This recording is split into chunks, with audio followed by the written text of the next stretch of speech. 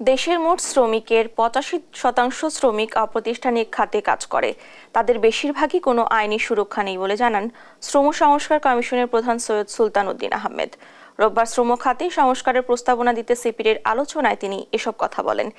এ সময় শ্রমিকদের বৈষম্যের নানা তথ্য তুলে ধরে তা দূর করতে দীর্ঘমেয়াদী সংস্কার পরিকল্পনার পরামর্শ দেন সিপিডির গবেষণা পরিচালক ডক্টর খন্দকার গোলাম মুয়াজ্জেম।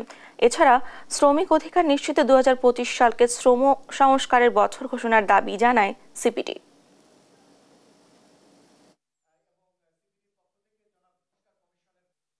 ইপিজেডের ভিতরে এখন ইপিজেড ল যেটি রয়েছে আমরা কিন্তু সেটিকে সরিয়ে দেওয়ার কথা বলিনি। আমরা বলছি যে ইপিজেড লেবার রুলস রয়েছে একটা 2019 একটা রয়েছে, আর labour rules BLA labour rules একটা রয়েছে যেটা 2015।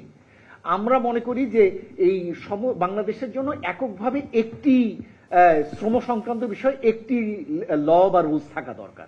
এমন এমন বিভাগীয় শহরে দেখেছি যেখানে শ্রমিকরা এসেছে বলতে যে আমরা কালকেই চাকরিচ্যুত হয়েছি। এক কারখানা থেকে একদিনে 80 জনকে চাকরিচ্যুত করা হয়েছে, আপনারা ব্যবস্থা নেন। এখন আমরা কি বলবো? হ্যাঁ, সংস্কার এটা একটা